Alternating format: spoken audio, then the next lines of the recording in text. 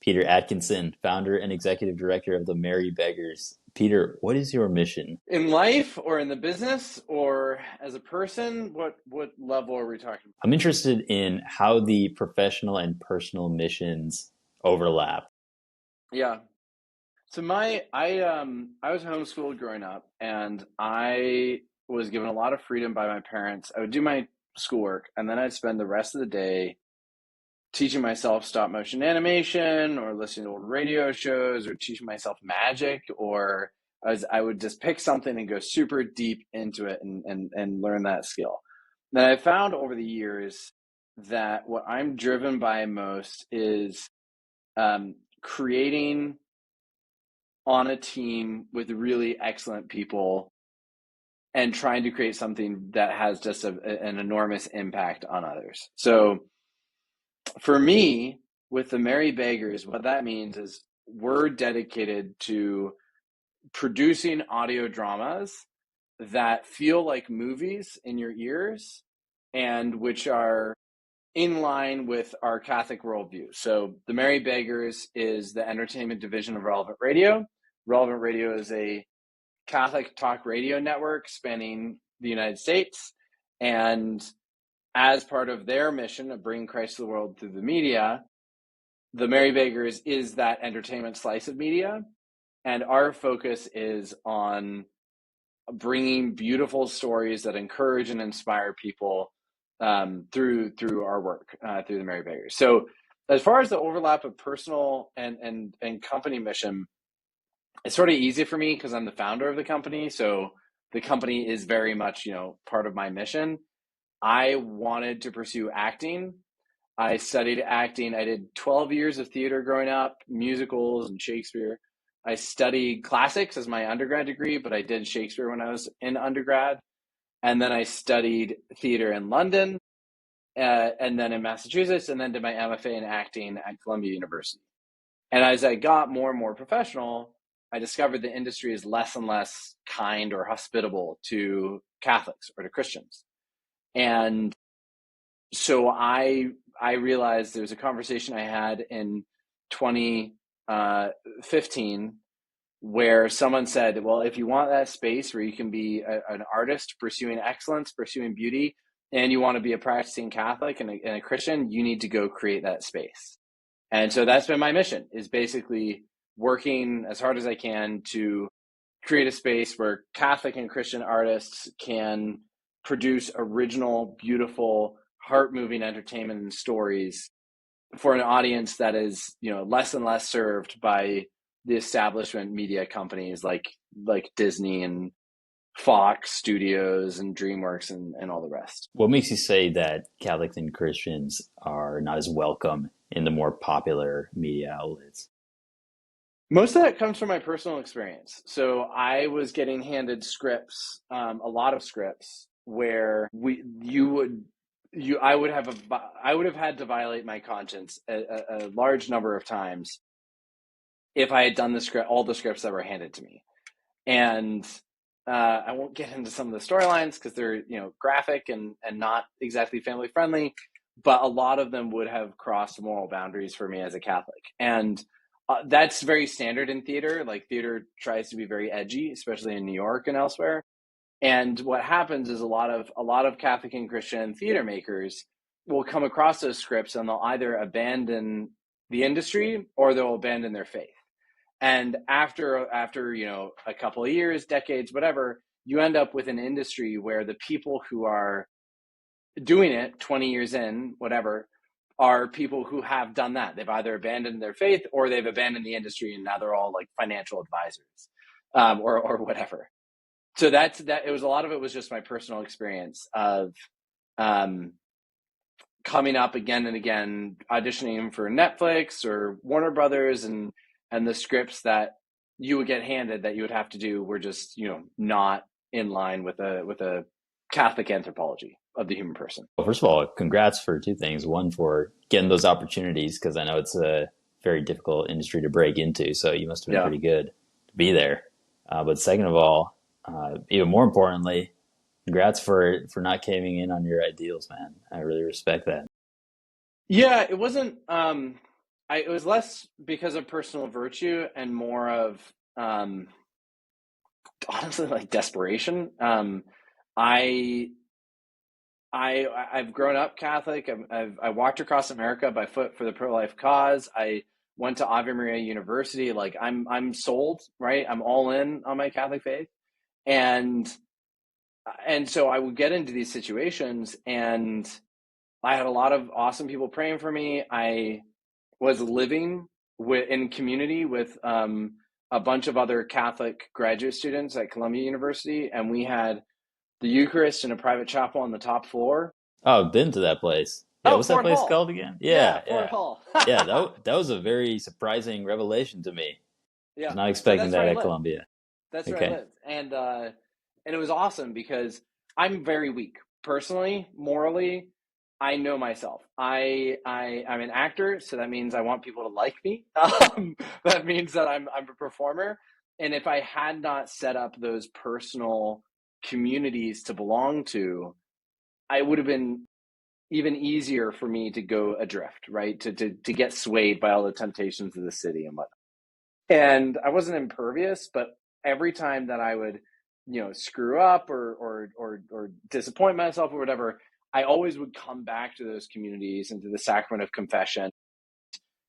And that was the saving grace, honestly. It was just having those friendships and those communities built up, because without that, we in 2025, we have a very individualistic conception of who the human person is. And so we think that we create ourselves, and we think that we're moral because we're good or we're bad. But so much of who we are, of who I am, is shaped by the communities that we choose to be a part of. And I'm not a particularly virtuous person. Just ask my wife, she can tell you. Um, but one thing that I have done well, and it has been a saving grace and been very providential, not even me, it's just me responding to God's invitation, was going into communities like Ford Hall, where you're surrounded by people who are witnesses of the faith to you, witnesses of virtue, witnesses of repentance, of penance, of all those things. When I went to Ave Maria University, I lived in a dorm where we had the Holy Eucharist in reserve in a private chapel on the first floor. In New York City, I lived in a place on 113th Street where we had the Holy Eucharist in reserve in a private chapel on the top floor. And now where I work, north of Chicago, in Relevant Radio's headquarters here in Lincolnshire, we have the Holy Eucharist in a private chapel on the first floor. So I think God has basically recognized me as a very particularly special idiot and knows that I need extra encouragement and graces if I'm to have a fighting chance. It's a privilege to get that divine accompaniment. You walked 100%. across America? I did. Now here's the thing. It sounds super impressive. I walked across America by foot. The more I get into it, the less impressive it gets. In 2012, I was a freshman at Ave Maria University. I signed up to walk across America with Crossroads Pro-Life. You would join forces with about 12 other people, and you get an RV and a van, and you would fly to Seattle, Washington, and then you walk back. And you would split into two shifts, the day shift and the night shift. And then you would walk you would get together with the other people, about say 6 people on the night shift. You would get into the minivan, drive to the starting point, walk 5 miles. The minivan would drive up 5 miles. Then you'd switch out with another crew and then switch out. So you'd sort of like walk 5 miles, switch out, walk 5 miles, switch out, walk 5 miles. And then if you're on the night shift, you were doing that all night. And then you'd sleep during the day in the RV. And then every 2 weeks, you'd switch from being on the night shift to the day shift. And it was great. I had an amazing experience. It was very difficult. It was very, very difficult, and it was a lot of really beautiful memories come from that. Wow. Okay. So let's get into Merry Beggars. What is the mission of Merry Beggars? Why should people listen to it and support it? So our audience, who we serve, are Catholic parents, specifically moms, but generally speaking, Catholic parents who are frustrated with a lack of options, entertainment options for their family. So I remember in in 2020, I did a bunch of interviews with our audience, trying to understand their pain points, what they struggle with. And the main impression I got was Catholic moms were just completely exhausted by trying to find entertainment resources for their family and just feeling like everything in the culture was undermining their values, undermining their faith. Just there wasn't a place for them to turn. And so what we do is we provide and we produce original entertainment that is encouraging, exciting, and supports their faith, supports family values, supports them growing in virtue. And we've been able to grow exponentially. By last December, we have produced over 5,000 pages of original scripted content. We've gotten to work with Emmy-nominated artists, Oscar Award nominees, award-winning writers from Broadway, people who have founded their own theaters and creative MFA programs. Like, the level of talent we've gotten to work with has been amazing and extremely providential. And we won 2 national awards last year, and we got to the #1 in Apple Fiction podcast charts, which is great too. So wow, like just overall Apple fiction, not like spiritual fiction. Yeah, no, overall fiction. It was great. Wow, that's impressive, man. Yeah, no, it was many years in the making. And what is that? That's for like the Merry Beggars podcast or something, or what was that for? That was for a Christmas Carol. So the content that Merry Beggars has produced is we produced On the Night Train, which is a 21 episode a mystery adventure series set in the 1800s. That's all about this train being sabotaged as these 2 kids, Edith and Paul, ride across the country on this race across the country. And then we produced A Christmas Carol, which was a 25 episode adaptation of Charles Dickens' A Christmas Carol. And that was taking A Christmas Carol and turning it into an audio advent calendar that families could listen to. And that's been super popular. And then we are currently producing our series called The Saints, Adventures in Faith and Courage, which is taking the saints. St. Thomas Aquinas is what we're recording this week. We're releasing St. Philip Neri, and we turn their life into a 5-episode audio drama that we release, 1 per weekday. Nice. And we started doing that in September of 23. And we now have over 250 episodes. And we have worked with over 700 actors and have hundreds of hours of content. And it's all for free. It's all completely for free. Again, our mission is to serve families in a culture that's increasingly secular. And it was really important to us that if our mission is to serve families, we're not going to put any obstacle in the way of a family being able to access and listen to this content. Sounds great. I'd love to listen to that Saints series. How do people access this? So you can just go to thesaintspodcast.com. That's thesaintspodcast.com. And it should, if our technology is working correctly, redirect to our website. You can also just Google The Merry Beggars or themerrybeggars.com. Or you can Google Advent, or you can go to adventwithscrooge.com. Any of those URLs will work, but the easiest one is thesaintspodcast.com. Okay. And is that only for the Saint series? So if you want everything else, you go to themerrybeggars.com? Yeah, thesaintspodcast.com should redirect you to our website, and then all of our content is there. And we're currently redeveloping it to make it easier to navigate and whatnot. But yeah, okay. It's been crazy, man. It has been crazy. It started with me in sound designing stuff from my childhood bedroom in my mom's house after I graduated Columbia via Zoom, and the entire industry that I had prepared for was shut down by COVID. I mean, before that, I was like, the Merry Beggars almost closed a whole number of times because we were running out of money. I remember days of just collapsing on the floor, crying because of how stressful it was. Like it was crazy. And dude, you should have taken some selfies of that, man. That would have been really, you could have made a good drama documentary out of it. But now where we are, I think is just the beginning. So we're doing really well. We won a couple awards.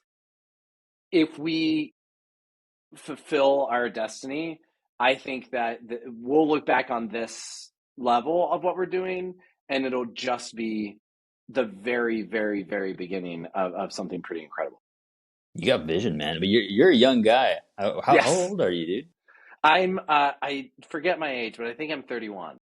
Okay, you look even younger than that. Yeah, I know, Still baby young. face. It's a blessing. So I admire your vision, and you're leading this whole charge. So what's next? What's the vision next 5 years or so? So it's interesting because it's an emerging market. There are a couple organizations that are recognizing that Catholic and Christian families have been alienated by Disney and the rest, and there's an opportunity there to create content that people need. Angel Studios is trying to do that. Chosen is trying to do that. DreamWorks is trying to do that. Even the major studios are recognizing that there's a need for Christian content. The thing I'm driven by fundamentally is beauty, and the vision of the Merry Beggars is always going to be beauty, fundamentally at its core. We are called to tell stories that are real experiences of beauty. The reason for that is when you actually experience beauty, it's like it's a return to innocence. So when your heart is pierced by beauty, whether it's a religious experience or just an aesthetic, not just, but or an aesthetic experience, which I think is always fundamentally a religious experience, it all of us experience that as being reborn in a sense to innocence, to hope, to not being a burnt out cynic, right? And in some sense, that's always going to be our mission. That's what every artist, I think, if they're a good artist, yearns for. I love that we're in audio because audio, we can produce 5,000 pages of scripts for 1/1000th of the cost of producing one independent film. And the cool thing about that is you're able to actually create audience habits. So we now have thousands and thousands and thousands and thousands and just an innumerable number of families who tune into us every single day because we're able to put out a lot of content so that family habits can start changing.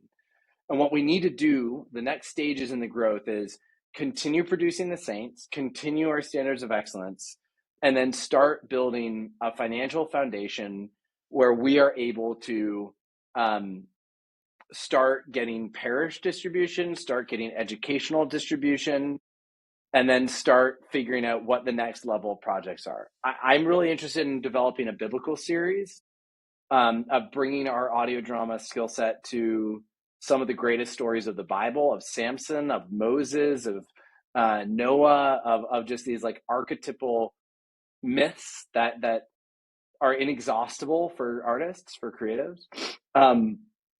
And then there's a lot of classic stories that I would love to produce as well.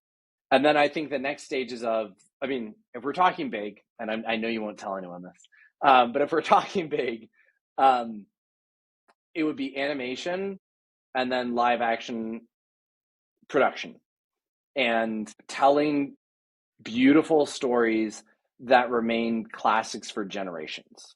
I think that's the most beautiful thing I want to do, and I think there's a real need for it, and there's a lot of artists who are hungry to do this type of work.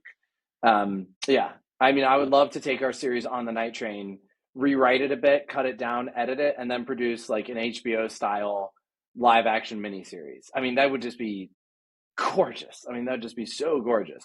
The thing is, it is so easy to go bankrupt when you're producing film, and it is so easy to go bankrupt when you're producing TV series or even animation. And we need to sort of stick with audio for now. I love audio. You can get 70 to 80% of the audience impact with well done audio as you get with a live action or an animated visual series. And then that would be sort of the jumping off point to turn the Merry Beggars into a full scale production studio that can produce a variety of genres. It's awesome. If anyone can do it, it sounds like you can. You got the fire, Peter. I got a team. I mean, my fire is useless without the team. And what's beautiful is this vision has attracted just a really exceptional talent. And honestly, like if one of the greatest signs of providence that I have experienced in my life is the level of talent that's attracted to this mission.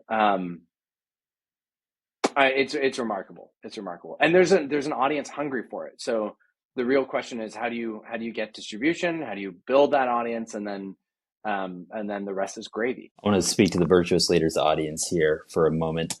I just want to highlight the vision you have and how key, how essential that is to leadership. And at the same time, giving the credit to the team, which of course is essential. You need integrators, you need people who can fulfill the vision. You're talking EOS language. I love it. That's right. EOS, yeah. Okay, so I'm curious about monetization. Is this mostly like donor funded, or are you getting like ad revenue, or how's that looking? So, and just to speak to vision, 10 years ago, I knew absolutely nothing about business. I had zero knowledge about business. There's a great business writer, Michael Hyatt, who he's a Greek Orthodox guy. He was the CEO of Thomas Nelson Publishers for a while, and then he spun out his own like leadership company. And he has a very good book. He has a couple of good books. He had a great podcast called Lead to Win. Now it's defunct, but he had a great podcast called Lead to Win. And I was working as a janitor in New York, and I would be mopping the floors. Without exaggeration, I'd be mopping the floors. I do have a couple of selfies of that. Good. Your life is a documentary, man. But I would be mopping the floors, and then I would be listening to these podcasts on repeat as we would talk like about management. And one of the things he always talked about was vision. I think he has a book called The Vision Driven Leader, which is pretty good. He has a book, Free to Focus, which is pretty good. He has a great book called Your Best Year Ever, which is all about goal setting, but ultimately it comes down to vision. What is the vision you want for your life? And the process that he has is basically, if you can step away from all of your cynicism, if you can step away from all of your burned out self and your frustration and all the limitations, the limiting beliefs that you have, then you can just sort of do blue canvas thinking, blue sky thinking, and think, okay, if nothing was an obstacle, if everything worked out for me, what do I want? What do I really want?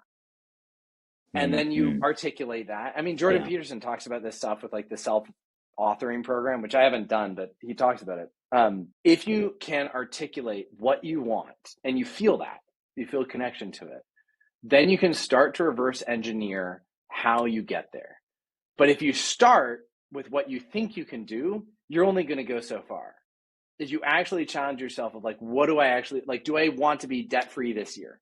Do I want to buy a house in 5 years? Do I want to be leading a 8-figure business? Do I want to be producing artwork that challenges me? Like whatever it is that drives you, if you can get in touch with that and articulate that, things, it's not easy, but things start to happen. People are attracted to that vision, to that desire. People want to be part of a winning team. People need a vision for the future. I mean, we see this in politics all the time. If someone has a vision for the future, people are attracted to that. They're drawn to that. And as a leader, I think one of our greatest responsibilities is articulating that vision. I think at this stage in the company's growth, I think I have 3 responsibilities: articulate the vision, recruit the team, and coach the team. That's it. Like those are my 3 responsibilities as a leader. Everything else should be done by the team. Otherwise, I'm not building a good enough team. And I have found in my own life, my energy comes from vision. If I lose touch with my vision, I get depressed, I get lazy, I get fat. Like I just like I start spiraling downwards. And one crucial self-care, if you want to call it self-care, thing that I find I need to do in my life is to carve out like 30 minutes a week to get back in touch with what is my vision, what are my goals for the year, what are my goals for the quarter, what am I doing this week, what are my goals for the week to get me towards that vision, and then what am I doing today to try and get me towards those weekly goals. And I'm taking all that from Michael Hyatt, and it's awesome. It's seriously good stuff. Now I totally forget the question you asked me because I wanted to talk a little bit about the vision component of it. Well, first of all, just you're speaking my language, man. I love that stuff. I wish we could work together. But Yeah. it's good that there's people in different fields. My question was about revenue, how you guys are Oh financially yeah, revenue. sustainable. Good point. Good question. The Merry Beggars was an independent 501c3 nonprofit that I founded in New York. When I started developing the idea in 2017 when I left for Columbia University, and I raised all the money myself. I got connected with a guy who taught me how to fundraise, and which is really just storytelling and a little bit of sales, like learning how to ask for support. And I fundraised, and it was very hard, and it took a lot of time. And then in 2020, COVID happened, and we pivoted everything to producing audio dramas because that's all you could do in theater at that time because everyone was staying inside. So we started producing these audio dramas, and through those audio dramas, I got connected to the CEO of Relevant Radio, Father Rocky Hoffman. And Father Rocky and I talked, and he said, hey, you should merge with Relevant Radio. Merry Beggars should become the entertainment division of Relevant Radio. And I said, no, thank you. I've founded my own company. It's not making enough money, but at least it's mine. And he said, well, if you merge with Relevant Radio, we'll take over all of the legal work, all of the administrative work, and you can focus 100% of your time on production and storytelling and actually creating the artwork, creating the stories. And so push came to shove, and I said, all right, fine, let's do it. And we merged with Relevant Radio, and that was in 21. And we were just focused on how do we produce an hour of quality content a week. And monetization revenue was sort of a secondary question at that time. Then in 2024, at the beginning of the year, Father said, go raise some money, and we're going to do a one-day pledge drive on Relevant Radio on March 19th, St. Joseph's Feast Day. And as we call it internally, Judgment Day. And so I raised some money, and we got on air, and I won't bore you with the stories, but it was a pretty crazy 12-hour, I pitched on air for 12 hours straight, and it was awesome. And I loved every minute of it. And we had over 3,000 people step forward in a 12-hour period donating to support the Merry Beggars. It was crazy. We had over 3,000, I think it was like 3,500 people step forward and financially support the Merry Beggars. Now, it didn't actually break even, like we're still in the red a bit, but our main focus was let's get the content created. And then the secondary focus was, and this is made possible because we're part of Relevant Radio, our secondary focus now is, okay, let's start asking people to support our mission in a sustainable way so that we can grow. And it's 100% donor funded, completely given away for free because we want to serve our audience as generously as we can. Love the hustle. I love the fact that you started your own hustle and then merged.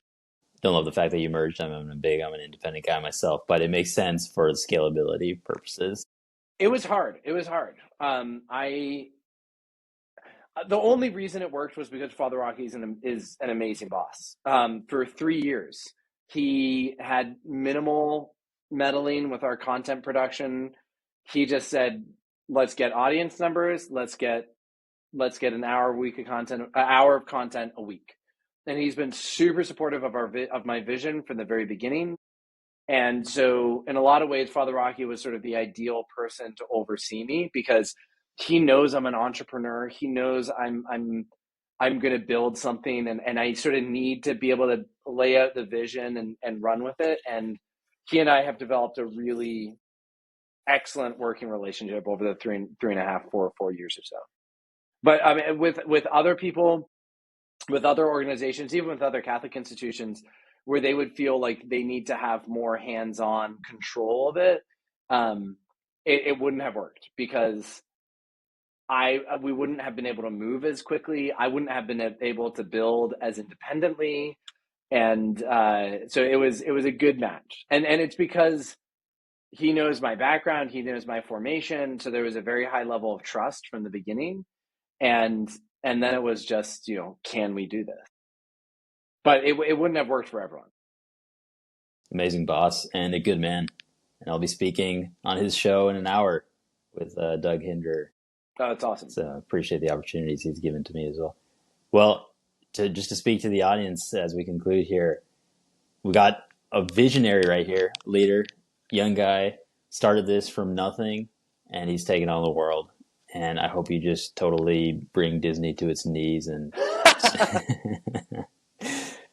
which is going to happen. In some ways, I'm of two minds. I would love to bring Disney to its knees. I would also love for Disney to return to its roots. But I sort of think the culture has shifted too far for that to happen as much as I want it to happen.